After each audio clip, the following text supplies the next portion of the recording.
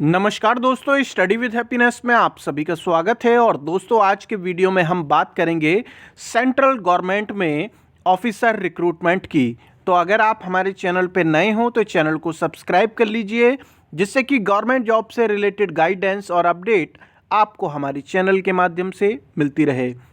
दोस्तों, जैसे कि आपको पता है कि जो सेंट्रल गवर्नमेंट की जो रिक्रूटमेंट होती है वो या तो यूपीएससी कराता है या फिर एसएससी कराता है, और रेलवे का अपना खुद का रिक्रूटमेंट बोर्ड है।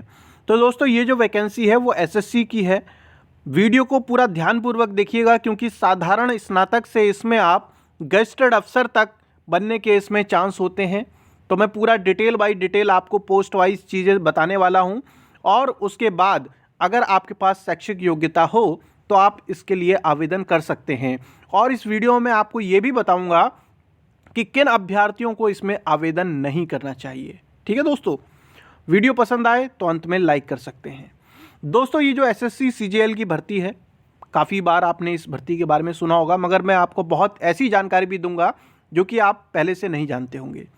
इस भर्ती में दोस्तों ग्रुप बी और ग्रुप सी का रिक्रूटमेंट होता है, यानी कि इसके अंदर 2400 ग्रेड पे से लेकर 4800 ग्रेड पे तक की इसके अंदर पोस्टें होती हैं। ठीक है, इसमें अधिकारी भी होते हैं, अपर डिविजनल क्लर्क भी होते हैं, और भी बहुत सारे पद हैं, इंस्पेक्टर रैंक के भी होते हैं।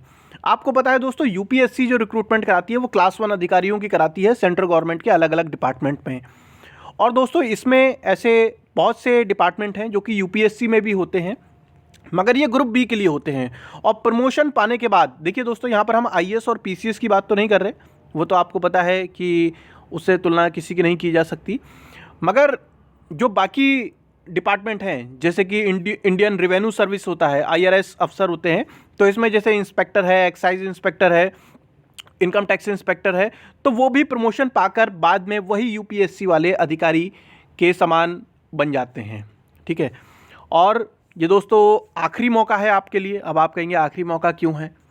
आपको पता है कि अगले साल से कॉमन एलिजिबिलिटी टेस्ट होगा, और उसके बाद पहले आपको उससे क्वालिफाई करना होगा, और उसके बाद मुख्य परीक्षा जो है वो एसएससी कराएगा। और ये एसएससी, ये मान लीजिए कि प्री जो है इसका आखिरी बार करा रहा है। लेवल 8 की आप देख ही सकते हैं कि कौन कौन सी वैकेंसी है। लेवल 8 में 2 इसके अंदर वैकेंसी होती है दोस्तों, असिस्टेंट ऑडिट ऑफिसर और असिस्टेंट अकाउंट ऑफिसर। ये सीएजी की है दोस्तों, और इसके अंदर आपको साधारण स्नातक चाहिए, कोई स्पेशल डिग्री नहीं चाहिए। और दोस्तों, इसकी में एक पेपर अलग से होता है अकाउंट और ऑडिट वाला। अगर उसमें आपका पहले से आपने कोई पढ़ाई कर रखी है, आपको अच्छी नॉलेज है, तो इस पोस्ट को पाने में आपको काफ़ी हेल्प मिल जाएगी। ठीक है, अभी मैं पहले कुछ डेट्स आपको क्लियर कर देता हूं कि फॉर्म पढ़ना कब से स्टार्ट होंगे। फॉर्म पढ़ना दोस्तों 29/12 से स्टार्ट हो गए हैं, और 31/1/2021 तक भरे जाएंगे। आपको पता है इस समय पर अलग अलग एग्ज़ाम वाले कितनी फ़ीस ले रहे हैं, उस हिसाब से देखा जाए यहाँ पर राहत की खबर है कि यहाँ पर फ़ीस ज़्यादा नहीं है, 100 रुपये फ़ीस होती है यहाँ पर। और SC ST और महिलाओं के लिए जो है इसमें फ्री ऑफ कॉस्ट होता है। दोस्तों, असिस्टेंट सेक्शन अफसर, असिस्टेंट सेक्शन अफसर जो होता है दोस्तों, वो होता है सेंट्रल सेक्रेटरीट की सर्विस के, जो केंद्रीय सचिवालय है ना। कई लोग ये पूछते हैं कि जिस प्रकार आरओ ARO की वैकेंसी निकलती हैं सचिवालय में, आप जानते होंगे, जैसे हाई कोर्ट में भी निकलती हैं, सचिवालय में भी निकलती है, तो ये आप कह सकते हैं कि ये सेंट्रल गवर्नमेंट का आरओ ARO वाली वैकेंसी है। जो असिस्टेंट सेक्शन अफसर है उसे आप आरओ से कंपैरिजन कर सकते हैं, क्योंकि इसका भी अगला प्रमोशन सेक्शन अफसर ही बनता है, और जो सचिवालय होता है उसमें जो आरओ का अगला प्रमोशन है वो भी वहाँ पर आप देखेंगे कि वो सेक्शन अफसर ही बनता है।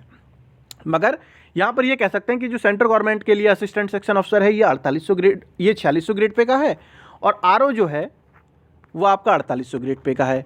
और वहाँ पर जब असिस्टेंट सेक्शन अफसर जब यहाँ पर प्रमोशन पाता है तो पहले उसका 4800 होता है, फिर 5400 होता है, और जो यूपी का जो सचिवालय है वहाँ पर आरओ का प्रमोशन पाके वो 5400 बन जाते हैं। ठीक है, तो कई लोग, क्योंकि हमारे चैनल पर आरओ ARO वाले काफ़ी अभ्यर्थी हैं, तो थोड़ा सा मैंने कंपैरिजन करके आपको बता दिया। यहाँ पर आप देख सकते हैं इसके अलावा इंटेलिजेंस ब्यूरो, अभी इंटेलिजेंस ब्यूरो की एक वैकेंसी और निकली हुई है ACIU की। तो ACIU तो एक तरीके से कह सकते हैं कि वो फील्ड जॉब है, मगर ये जो है इंटेलिजेंस ब्यूरो का असिस्टेंट सेक्शन अफसर, ये आपकी एक तरीके से ऑफिस जॉब है। इसके अलावा असिस्टेंट सेक्शन अफसर रेलवे मिनिस्ट्री, अगर आप रेलवे में नौकरी करना चाहते हैं तो ये वाली जो है आपके लिए अच्छी हो सकती है। असिस्टेंट सेक्शन अफसर ये भी मिनिस्ट्री का है, ये फील्ड में नहीं रहेगा, दिल्ली में ही रहना है आपको आजीवन, और इसमें ट्रांसफ़र भी ज़्यादा नहीं होते हैं। इसके अलावा दोस्तों ये 7 नंबर पे जो आप देख रहे हैं असिस्टेंट सेक्शन अफसर AFHQ, इसमें भी वैकेंसी अच्छी खासी होती हैं। ये होता है दोस्तों आर्म फोर्स हेडक्वार्टर, जो दिल्ली में तीनों सेनाओं के हेडक्वार्टर हैं, उसमें जो वैकेंसी होती है क्लरिकल स्टाफ की, उसमें होता है असिस्टेंट सेक्शन अफसर ग्रुप बी। तो ये आप देख सकते हैं ग्रुप बी वाली जो वैकेंसी हैं वो असिस्टेंट सेक्शन अफसर ये सारी हैं।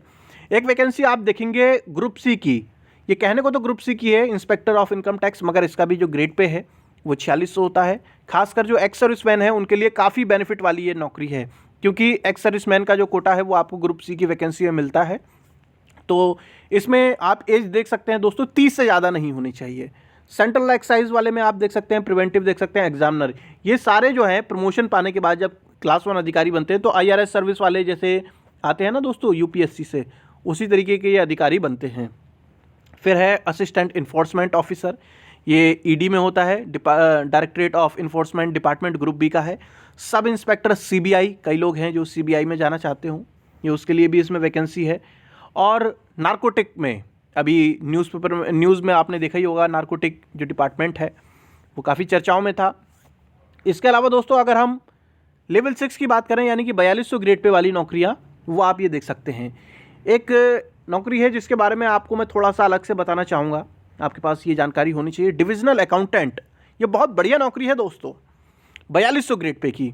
कारण यह है, आपने देखा होगा जैसे कि IAS और IPS ये सेंट्रल गवर्नमेंट के कर्मचारी होते हैं, परंतु इनकी पोस्टिंग जो है वो राज्य सरकार के अधीन होती है और ये राज्य सरकार के लिए कार्य करते हैं। उसी प्रकार डिविजनल अकाउंटेंट एक सेंट्रल गवर्नमेंट का कर्मचारी है, परंतु राज्य सरकार के साथ ये काम करता है। तो ऐसे में दोस्तों कोई इसके अंदर आपके ऊपर दबाव नहीं होता है, आप मतलब एक तरीके से आपको ऑफिस मिल जाता है और एक डिवीज़न के ऊपर आप ही होते हैं और आपके साइन की वैल्यू बहुत ज़्यादा होती है इस नौकरी में। तो बहुत बढ़िया है ये डिविजनल अकाउंटेंट। इसके बारे में अगर आप अलग से और जानना चाहें तो यूट्यूब पे सर्च कर सकते हैं डिविजनल अकाउंट जॉब प्रोफाइल, काफ़ी अच्छा इसका जॉब प्रोफाइल है। फिर है junior statistical officer. Junior statistical officer जो है दोस्तों, इसमें आंकड़े इकट्ठे करने का जो काम होता है वो करते हैं ये अधिकारी, और इसमें जो एज का रिलैक्सेशन है वो 32 साल तक है। ये इसमें आपको छूट मिल सकती है, और यदि आप किसी कैटेगरी को बिलोंग करते हैं SC ST OBC तो सेंट्रल गवर्नमेंट के अनुसार आपको एज में भी रिलैक्सेशन मिलेगा। फिर हम बात करते हैं लेवल 5 की। लेवल 5 यानी कि 2800 ग्रेड पे, यहाँ पर आप देख सकते हैं ऑडिटर हैं, अकाउंटेंट हैं, और यहाँ पर सबसे अच्छी बात यह है, जैसे मान लीजिए आप CAG या फिर CGDA ज्वाइन करते हैं, यहाँ पर 2-3 साल की सर्विस होने के बाद आप डिपार्टमेंटल एग्ज़ाम दे सकते हैं और उसे क्वालिफाई करने के बाद आप डायरेक्ट 4800 ग्रेड पे के राजपत्रित अधिकारी बन सकते हैं। तो ये भी आपके पास अच्छा मौका है। और लेवल 4 की भी कुछ नौकरी हैं, जैसे कि टैक्स असिस्टेंट है, ये भी इनकम टैक्स डिपार्टमेंट में होता है और एक्साइज में भी होता है दोस्तों। तो ये भी अच्छी, इनके प्रमोशन बहुत अच्छे हैं। देखिए CGL का सबसे बड़ा फ़ायदा क्या है, CGL की जो नौकरी होती है कंबाइंड ग्रेजुएट लेवल की, भले ही 2400 ग्रेड पे की है, उसका भी प्रमोशन अच्छा होगा। मगर दोस्तों आप देखेंगे SSC 10+2 में वहाँ पर भी 2800 ग्रेड पे की नौकरी इस बार आई है, मगर उसका प्रमोशन इतना अच्छा नहीं है। 2400 ग्रेड पे वाले का भी इतना अच्छा नहीं है जितना कि इसमें प्रमोशन अच्छा होता है। तो ये सब चीज़ें आपने पहले इसमें पदों के बारे में जानकारी प्राप्त की। अब दोस्तों मैं आपको इसके लिए क्वालिफ़िकेशन तो मैंने आपको बता दी है, सिंपल ग्रेजुएशन चाहिए, और साथ में अभी आपको और डिटेल में जानकारी देते हैं इसमें क्या क्या बता रखा है।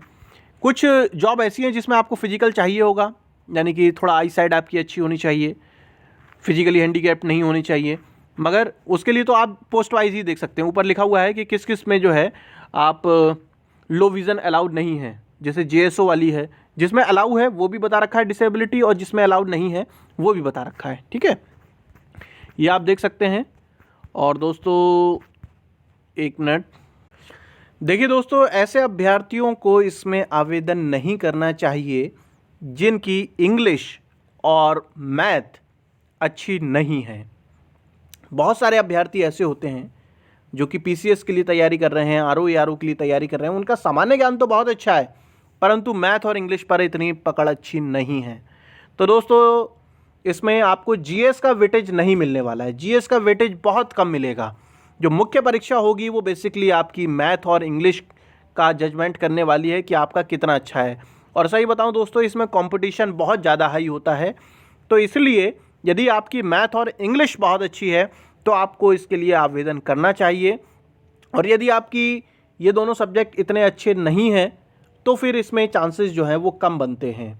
या तो आप उन्हें तैयारी करके अच्छा कीजिए, और यदि आपको लगता है कि मैथ और इंग्लिश अच्छे नहीं हो सकते तो फिर आपको ऐसी परीक्षाएं देनी चाहिए जिसमें कि सामान्य ज्ञान अधिक मात्रा में पूछा जाता है, जैसे कि PCS या फिर RO की जो परीक्षाएं होती हैं, और इस तरीके की और भी परीक्षाएं हैं जिसमें कि सामान्य ज्ञान का वेटेज बहुत ज़्यादा होता है। ठीक है दोस्तों, कम से कम मैं कह रहा हूँ सामान्य ज्ञान इसमें ज़्यादा नहीं होता तो बराबर होता तब भी ठीक था। यहाँ पर तो सामान्य ज्ञान बहुत ही कम होता है, वही प्री में 1/4 मान सकते हैं आप, और मुख्य परीक्षा में तो पूरी तरीके से एक तरीके से मैथ और इंग्लिश ही पूछा जाता है। ठीक है, तो आप देख सकते हैं कि आपको आवेदन करना है या नहीं। बाकी मैंने आपको इसके जॉब प्रोफाइल के बारे में काफ़ी बताया।